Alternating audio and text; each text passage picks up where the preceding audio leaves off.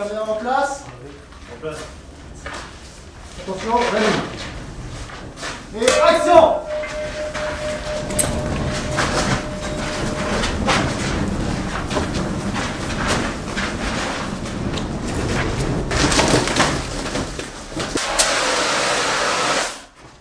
On est le 26 novembre 2009, fin de tournage du jour de la comète.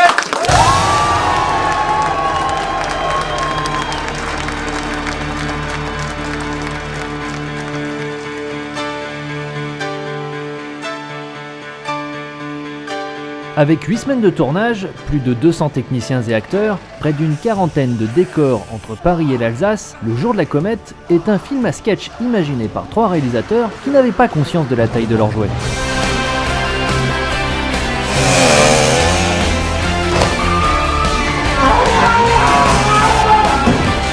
Vous êtes des enfants, les gars. Le film a pu voir le jour grâce à l'énergie d'un clan soudé et persévérant. Cette famille, c'est celle de Forge, une société de production que j'ai fondée il y a 15 ans et qui brille plus par son sens de la débrouille collective que par ses finances. Ça promet. C'est difficile de parler du Jour de la Comète sans parler de Forge, que je vois plus comme un projet plutôt que comme une véritable société de production. Ça représente aussi une équipe, ça représente beaucoup de choses, Forge en fait.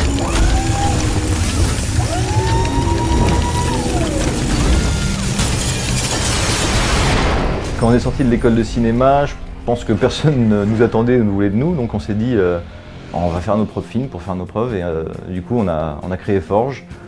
C'était une structure qui nous permettait de nous réunir, de réunir différentes personnes qu'on connaissait et puis d'essayer d'avancer, de faire nos premiers pas dans le ciné. On s'est lancé absolument à l'aveugle avec cette structure de production en espérant rentrer assez d'argent pour faire plus de films.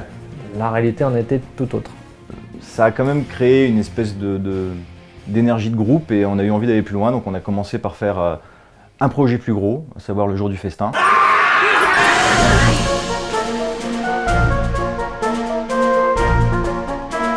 Forge, c'est vrai que c'est une espèce de SPA des réalisateurs à une époque.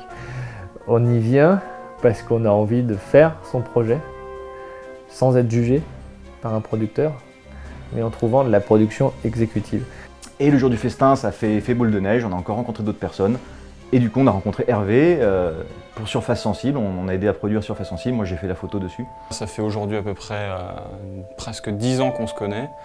Et Le Jour de la Comète, je pense que synthétise parfaitement en fait, l'envie qu'on a toujours eue de tourner des films et là du coup de continuer à travailler ensemble. J'aimais beaucoup moi, qu'on se retrouve autour d'une table, autour d'un café, dans des soirées, à se dire bon qu'est-ce qu'on fait? Et chacun pose un point de vue, l'autre vient contrebalancer. On a bossé comme ça pendant des années avec plusieurs réalisateurs, que ce soit Hervé, que ce soit Sébastien. Je pense aussi à Michael Guéraz, qui est vraiment une pierre angulaire de Forge, qui a réalisé le court-métrage Spirale. Plusieurs petites publicités institutionnelles, qui a fait énormément de montage, qui est quelqu'un de très précis, de très investi. Je pense également à Arthur Coraz, dont j'avais produit le premier court-métrage, puis Point Zéro, qui est un film qui est tombé juste avant Le Jour de la Comète, sur lequel on s'est décarcassé pour y arriver. Tu cours, ouais, il faut que tu prennes ce couloir.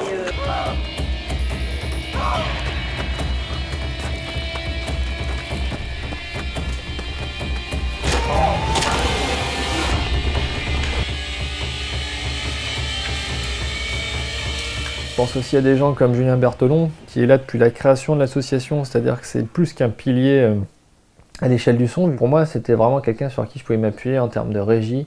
Il était toujours présent et il cherchait à comprendre chaque problème qu'on pouvait avoir alors que c'était pas du tout son corps de métier. Ce qui est très drôle, c'est que je ne sais absolument pas ce qui est arrivé durant ce plan. Tout le monde fait ah et je sais pas ce qui se passe. Ou encore Christophe Lapellerie, qui est un espèce de couteau suisse des tournages, qui intervient à tous les niveaux, qui a aidé Hervé sur son scénario du Jour de la Comète, dont on a produit des petits programmes courts, qui sur le plateau sait tout faire, qui en post-prod a fait du montage. Voilà, je sais même pas pour quelle séquence c'est. On m'a dit faire une cabane, je fais une cabane. Je pense que dans le paysage audiovisuel, Forge c'est une structure un peu à part, un peu marginale. On n'a jamais voulu être le mauvais élève de la production française, mais c'est vrai que le système de production français à l'échelle des courts et à l'échelle des longs est fait de telle manière qu'il y a juste une voie rectiligne pour y aller, quoi. Il y a juste une solution. Et entre les deux, il y a un mur. Si tu choisis pas la solution, tu rentres dans le mur. Et moi, personnellement, ça m'a toujours excité d'essayer de foncer dans le mur pour voir ce qui se passe. L'envie de tourner le jour de la comète découle simplement d'une envie de tourner à 3, de faire un film ensemble, au lieu d'attendre en fait que chacun ait terminé de réaliser un film. On s'est posé autour d'une table, on a commencé à réfléchir à différents concepts, et puis chacun, on s'est lancé dans l'écriture d'une histoire.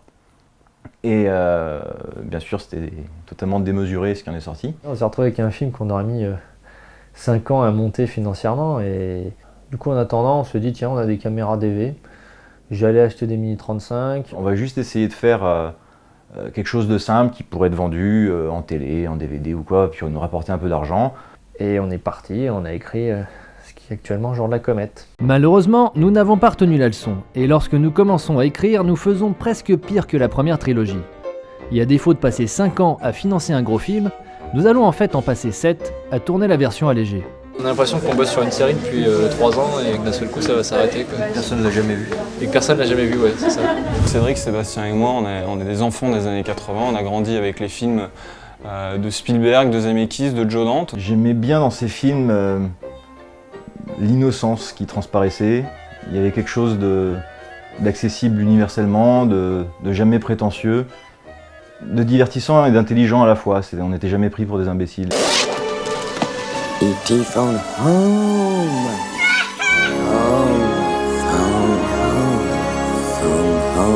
Le problème avec le jour de la comète, c'est qu'on s'est retrouvé un petit peu dans une sorte de no man's land de production. En France, le film de genre, il est un petit peu réduit à des films d'horreur purs et durs.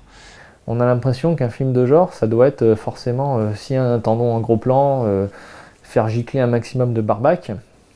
Et moi, je me retrouve pas une seule minute là-dedans. Moi, c'est pas ce qui m'attire personnellement. J'avais envie de retrouver la nostalgie des années 80, donc ce côté familial, ce côté divertissant, ce côté surprenant. Le film à sketch, c'est un exercice un peu particulier, mais que j'ai toujours bien aimé en fait. C'est-à-dire que j'ai toujours apprécié les films à sketch parce que c'est des petites histoires qui se mangent comme une friandise et qui marquent, qu'on n'oublie pas. C'est-à-dire qu'on a quand même le temps de développer en 30 minutes des personnages, une histoire, un sens, un fond. On est parti quand même, cahier des charges qu'on a posé sur 3 personnages qui seraient des losers et qui allaient faire un vœu pour l'améliorer, mais le vœu allait juste aggraver les choses, si bien qu'ils allaient être obligés de se dépasser. Lâchez-la. Vous avez compris? Lâchez-la. L'idée avec les années 80, ça n'a jamais été de faire un fan-film. Moi, je voulais situer le film des années 80 tout simplement parce que c'est notre enfance. Les intentions et l'univers posés, nous nous mettons à écrire chacun de notre côté. Hervé développe Barney avec Christophe Lapellerie.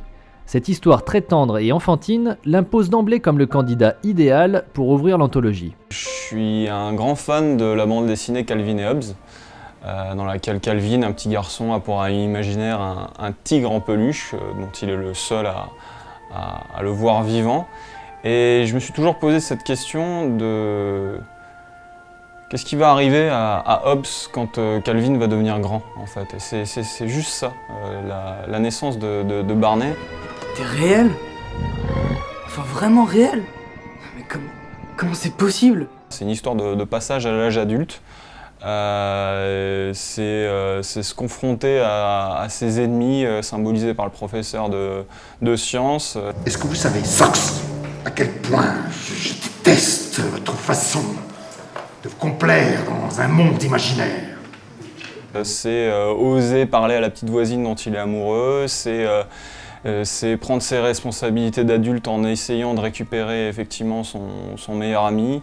Voilà, c'est tout un tas d'épreuves par lesquelles il va passer pour devenir un adulte, mais effectivement sans renier ses rêves et sans renier l'enfant qu'il a été. Pendant ce temps, Sébastien écrit à 4 mains la seconde partie du film en se greffant sur l'idée naissante de la promesse du Seigneur qu'avait imaginé son ami scénariste Véronique Olaire. J'aime beaucoup les films de genre, je suis souvent frustrée parce que les personnages sont souvent très stéréotypés.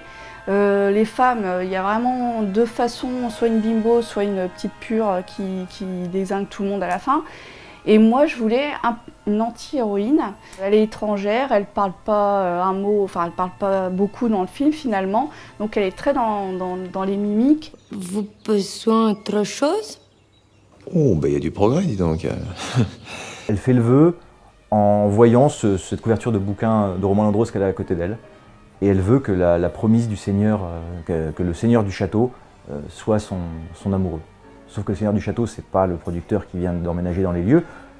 Il ne possède pas encore la maison. Le vrai Seigneur du château, c'est un aviateur fou qui est mort il y a quelques années et qui va donc revenir d'entre les morts pour la posséder. Finalement, ils vont se retrouver, car le fantôme va réussir à trouver les mots et la façon de se présenter pour atteindre ce personnage de Anna. Jestem twoim spełnionym marzeniem. Jesteś moja obiecana. L'univers du producteur pourri avec sa déco outrancière n'est pas venu de nulle part. C'est des choses forcément qu'on a vécues dans le passé. Never fuck the poster. Ne baisse jamais l'affiche. Et ça, c'est une règle que je m'impose. Sur tous les films que je fais, que je réalise, je ne couche jamais avec mes actrices. Jamais. Ça nous a vachement inspiré pour poser le personnage de Karl et de Carlita aussi. C'est ce côté un petit peu de gens qui se la pètent et qui s'en rendront jamais compte, de gens qui sont tellement imbus de leur personne et tellement égoïstes qu'ils ne se rendent pas compte du mal qu'ils peuvent faire aux autres. Si La Promise du Seigneur opte pour un ton plus cynique que le premier segment, nous avons tous en quelque sorte écrit la même histoire. Celle de jeunes adultes coincés dans la bulle de l'enfance. La mienne n'échappe pas à la règle. Elle révèle un troisième univers qui justifiera sans doute l'interdiction du film au moins de 10 ans. J'ai un grand amour pour les films de teenage. C'est un âge où on est vraiment sensible à des choses qui n'étaient pas comme ça quand on était enfant. Ça vient des hormones généralement. Et des choses auxquelles on sera plus sensible quand on sera adulte, c'est-à-dire une espèce de pression sociale. Je suis Daryl. Oui, Daryl. Après, c'est vrai que je suis parti sur un archétype, le geek, le nerd, qui a son groupe de robotique, qui forcément n'a pas le physique ni le profil qui va faire triper les nanas. Et qui est le meilleur client justement pour ces espèces d'aliens mangeuses de puceaux. J'ai du mal à interpréter ce qui est handicapant pour toi à ne pas avoir de relation sexuelle avec une femme si ce n'était une subite envie d'engrosser l'une d'entre elles. C'est la honte, Murphy, la honte! Le message il est simple dans cette histoire, on a envie de dire Daryl ouvre les yeux quoi. On a envie de lui dire regarde ta petite voisine qui te trouve génial et toi tu penses qu'il y a maté des espèces de nanas qui ont 4 de QI et qui ressemblent juste à des gravures de mode. Soif.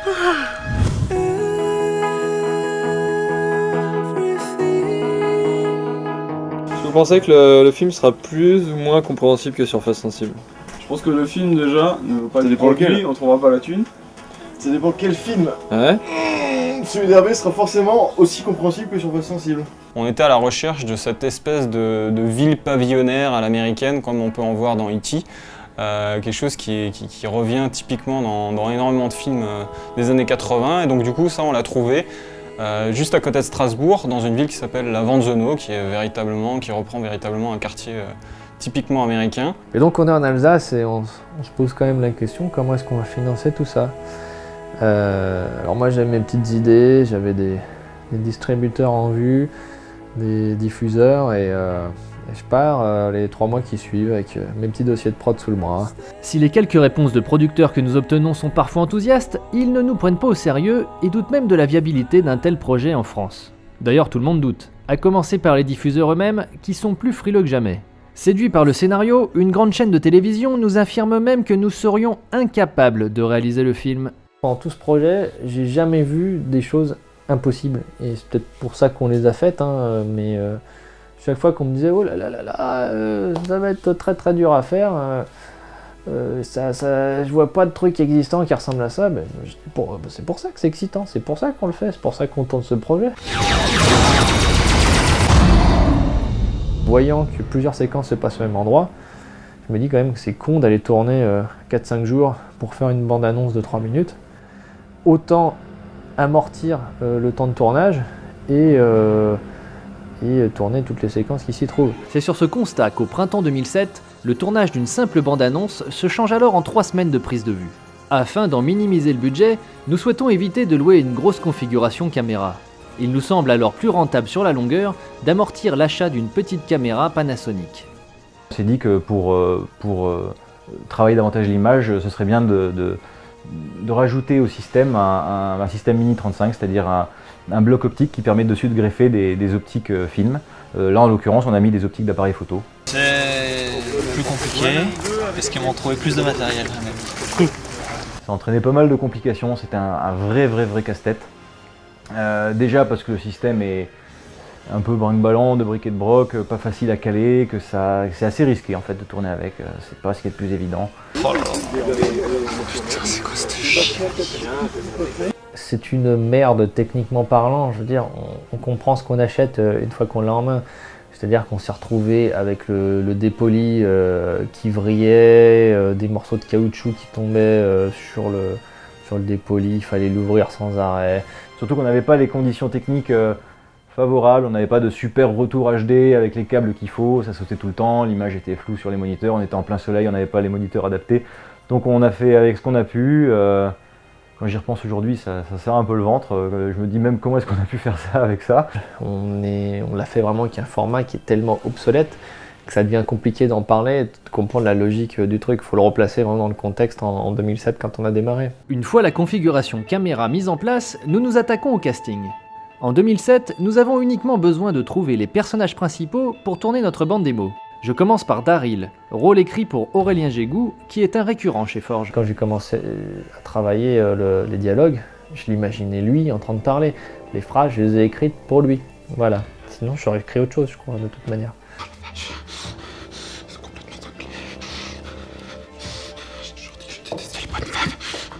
La deuxième personne que je suis allé voir avec mon scénario en main, c'est Nina Seul. J'ai toujours une énorme cote de pureté, malheureusement pour moi. J'ai été amenée à travailler à 2 reprises avec Aurélien Gégou. C'est un rôle tellement barré que c'est très difficile à expliquer à un comédien.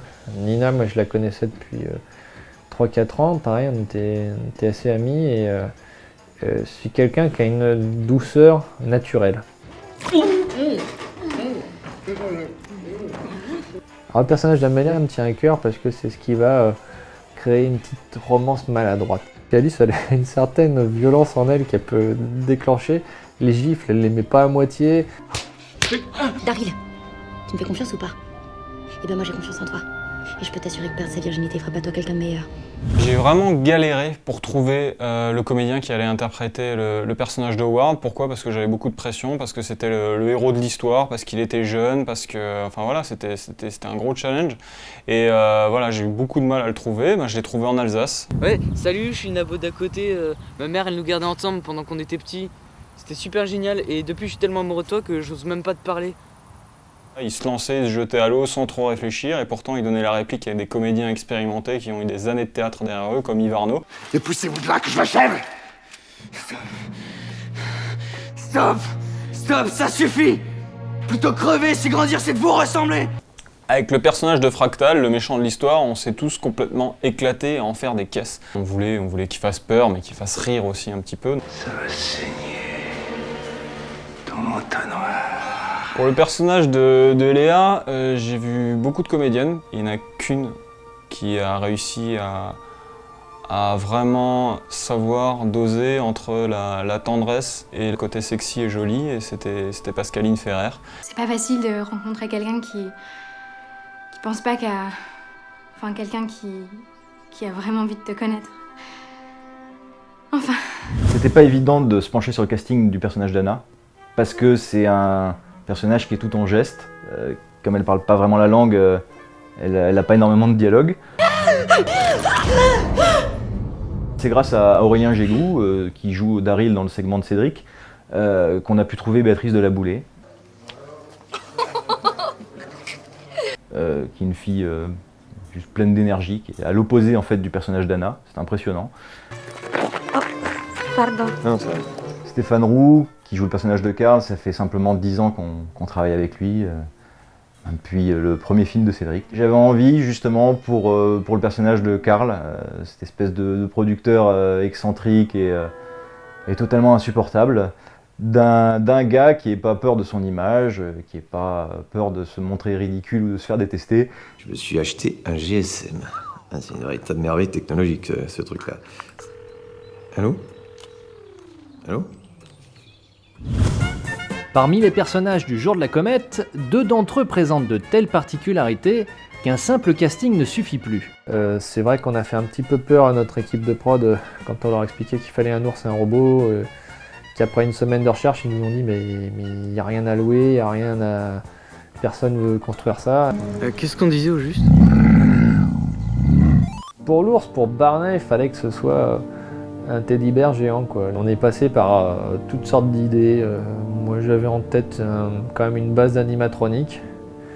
Mais Hervé, ça lui plaisait pas parce qu'il voulait pas que l'ours parle, on voit pas des mouvements de mâchoire. Finalement, on est revenu au classique teddy bear parce que voilà, c'est une imagerie complètement universelle et touchante et que ça rappelle à tout le monde l'enfance immédiatement. J'ai appelé Yves Girard, qui est notre régleur des cascades depuis 10 ans et qui était très ami avec Olivier Berriot.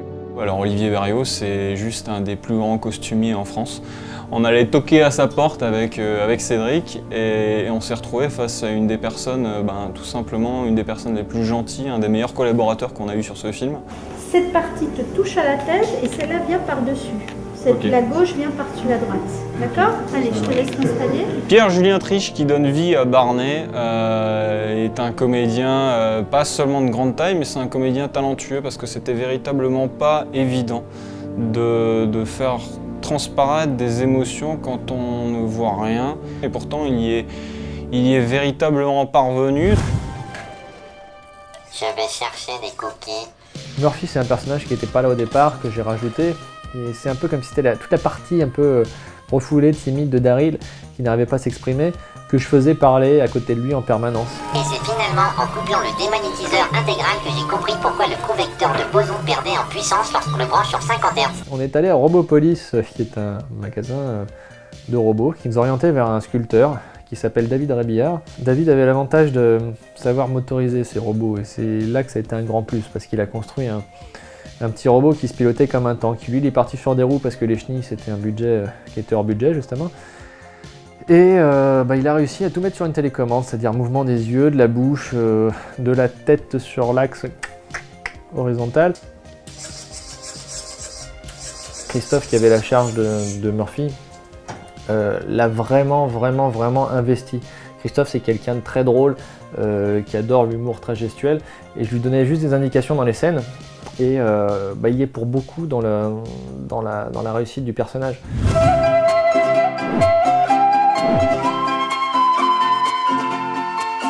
En 2007, on avait très peu de décors en dehors des extérieurs de la bande Zono. On avait la salle de classe, mais ça c'était déjà établi depuis longtemps, vu qu'on tournait dans l'ancien lycée d'Hervé, dont on s'est servi également pour les extérieurs. C'est juste un bonheur de pouvoir tourner là-bas. Quand on montre pas de blanche, c'est-à-dire quand on montre qu'on est professionnel, qu'on en veut, les portes s'ouvrent là-bas, et les portes s'ouvrent avec un grand sourire en fait. Les gens sont toujours prêts à aider ceux qui sont prêts à bosser, c'est vraiment une région de bosseurs. Et des bosseurs, il va en falloir pour le décor de la chambre de Ward. Hervé souhaite tourner dans une petite chambre en sous-pente, mais parmi les nombreux greniers visités, aucun ne nous permet de filmer avec le recul nécessaire. L'association Barberousse d'Agneau nous mettant à disposition un énorme hangar, il nous vient alors l'idée d'y construire notre décor. À ce moment-là, il ne nous manque plus qu'un chef décorateur. On a poussé au fur et à mesure le chef décorateur de Surface Sensible, son premier film, Jean-François Sturm, à venir sur le projet. Non pas parce qu'il était pas chaud, mais il n'était pas libre surtout, c'était ça le problème. Finalement, il est resté pour tout le tournage, il est devenu indispensable à diriger tout le monde. À défaut d'être mal payé, autant s'amuser. Donc Jean-François Sturm, chef du bateau, mais dans le bateau, on a un petit peu mis n'importe qui au niveau de la déco.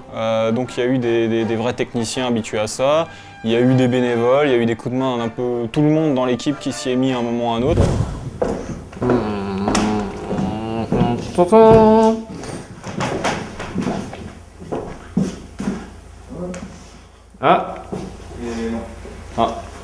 Le décor qui a été l'un des plus durs à trouver au départ du jour de la comète, je crois que c'est le château de la promesse du Seigneur. On a des exigences quand on écrit l'histoire, on commence à faire le découpage dans notre tête, on a une scénographie. Donc tout de suite on se met à chercher quelque chose d'un peu complexe à trouver en vrai. Alors moi j'ai bossé beaucoup, je fais beaucoup de DVD pour des châteaux, qu'on en a visité beaucoup, j'en connais énormément. Et ça ne matchait pas à chaque fois. Et Cédric s'est souvenu d'un mariage qu'il avait filmé dans un château. Et ce château, on allait le voir et c'était ça. Mais par contre, le château il était vide, il n'y avait rien, il n'y avait pas de meubles. Donc ça, c'est assez difficile quand on débarque et qu'on se dit « Ah, il n'y a pas de meubles, comment on va faire ?» Après on est allé à l'extérieur, de l'autre côté du château. Il devait y avoir une grille qui jouait, il devait y avoir un autre portail, une cabane de jardin. Moi, si je peux donner mon avis, j'avais proposé qu'on intègre un portail en image de synthèse. C'est ça aussi le souci.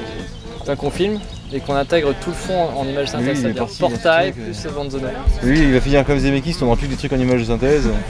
Et en fait, rien n'existait dans le château à part les murs, quoi. Malgré un sacré boulot d'aménagement en vue, nous validons le décor. L'été 2007 se profile doucement et je pose des dates de tournage en août et septembre. Nous ne sommes vraiment pas en avance et il reste moins de 2 mois pour monter une équipe de 50 personnes. En 2007, on est parti avec une certaine décontraction parce que on faisait pas un film entier, on faisait une bande démo. Et je disais à tout le monde, si on n'arrive pas à faire une séquence, un plan, c'est pas grave, on le fait pas. Et on le refera après quand on aura un budget. À l'époque, je ne le sais pas encore, mais nous n'aurons jamais de véritable budget. On a le corbeau ? Non, là on l'a juste pour le coup, il n'y a pas de problème encore. Il marche très bien là. Il marche, mais maintenant qu'on lui a donné trop de patates, il peut décoller rapidement. Tu connais ou quoi ?